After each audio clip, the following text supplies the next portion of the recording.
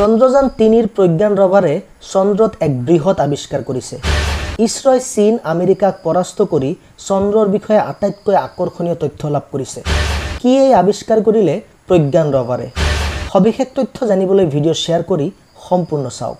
ভাৰতত তৃতীয় চন্দ্ৰ অভিযান চন্দ্ৰযান ৩ যোৱা বছৰ ডাঙৰ সফলতা লাভ কৰিছিল। ইছৰোই চন্দ্ৰৰ দক্ষিণ মেৰুত সফলতাৰে অৱতৰণ কৰি ইতিহাসৰ সৃষ্টি কৰিছে। দক্ষিণ মেৰুত উপনীত হোৱা বিশ্বৰ প্ৰথমখন দেশ হিচাপে পৰিগণিত হ'ল ভাৰত। তেতিয়াৰ পৰাই চন্দ্ৰযান ৩ ইছৰোৰ বিজ্ঞানীসকললৈ চন্দ্ৰ সম্পৰ্কীয় এক শৃংখলাবদ্ধ তথ্য প্ৰেৰণ কৰি চন্দ্ৰৰ বিষয়ে অধিক নিবিড়ভাৱে বুজিবলৈ অৰিহণা যোগাইছে। এইবাৰ আকৌ এবাৰ ইছৰোৰ তথ্য অনুসৰি বিক্ৰম লেণ্ডাৰৰ সৈতে চন্দ্ৰত বহি প্ৰজ্ঞান ৰভাৰে এক বৃহৎ আৱিষ্কাৰ কৰিছে। চন্দ্ৰৰ শিৱশক্তি বিন্দুৰ ওচৰৰ চন্দ্ৰৰ দক্ষিণ মেৰু অঞ্চলৰ পৰা শিলৰ খণ্ড নমুনা সংগ্ৰহ কৰি ৰভাৰখনে ইয়াৰ উৎপত্তি সম্পৰ্কে বহু গুৰুত্বপূৰ্ণ তথ্য জানিব পাৰিলে। ইছৰোই কয় যে প্ৰজ্ঞান ৰভাৰখনে চন্দ্ৰপৃষ্ঠত প্ৰায় ১০৩ মিটাৰ দূৰত্ব এটা চন্দ্ৰৰ দিনতে পৰ্যবেক্ষণ কৰিছিল।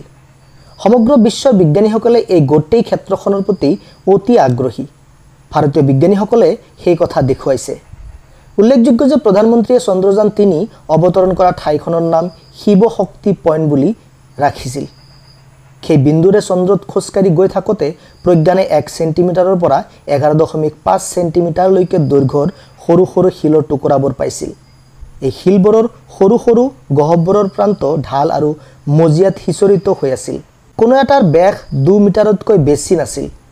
এই নতুন আৱিষ্কাৰত বিজ্ঞানীসকলে এইটোও জানিব পাৰিছে যে যেতিয়া প্ৰজ্ঞান ৰভাৰখন শিৱশক্তি পইণ্টৰ পৰা প্ৰায় ৩৯ মিটাৰ পশ্চিমে গতি কৰিছিল তেতিয়া তাত পোৱা শিলৰ সংখ্যা আৰু আকাৰ পুনৰ বহু বেছি আছিল। এই অধ্যয়ন অনুসৰি শিৱশক্তি পইণ্টৰ পশ্চিমে প্ৰায় ১০ মিটাৰ ব্যাসাৰ্ধৰ এটা গহ্বৰ এই শিলৰ উৎস হ'ব পাৰে। উল্লেখযোগ্য যে চন্দ্ৰ সম্পৰ্কে এই নতুন তথ্য চলিত বৰ্ষৰ আৰম্ভণিতে গ্ৰহ অন্বেষণ আৰু গ্ৰহৰ বেগযোগ্যতা সম্পৰ্কীয় আন্তঃৰাষ্ট্ৰীয় সন্মিলনতো প্ৰকাশ পাইছিল। উল্লেখযোগ্য যে ইছৰোই ২৮ কেজি ওজনৰ প্ৰজ্ঞান ৰভাৰখন বিক্ৰম লেণ্ডাৰত ৰাখি চন্দ্ৰলৈ প্ৰেৰণ কৰিছিল। চন্দ্ৰৰ মাটি বিশেষণৰ বাবে কেমেৰা আৰু যন্ত্ৰপাতিৰে সজ্জিত হৈছিল ৰভাৰখন। আৰু ইছৰোই এতিয়া চন্দ্ৰযান ৪ক নমুনালৈ পৃথিৱীলৈ উভতি যাবলৈ প্ৰেৰণ কৰিব।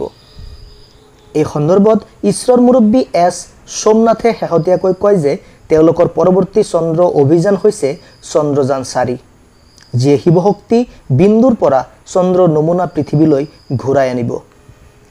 উল্লেখযোগ্য যে ইছৰোৰ মুৰব্বী এছ সোমনাথে ভাৰতৰ পৰৱৰ্তী চন্দ্ৰ অভিযান চন্দ্ৰযান ৪ৰ চূড়ান্ত পৰিকল্পনা চলি থকা বুলি অৱগত কৰে। এটা গুৰুত্বপূৰ্ণ স্পেচ ডকিং ষ্টেচন আৰু নেক্সট জেনেৰেশ্যন লঞ্চ ভেহিকেলো প্ৰস্তুত কৰা হৈছে, যাৰ চূড়ান্ত পৰ্যায় অনুমোদন দিয়াৰ পিছত আৰম্ভ হ'ব।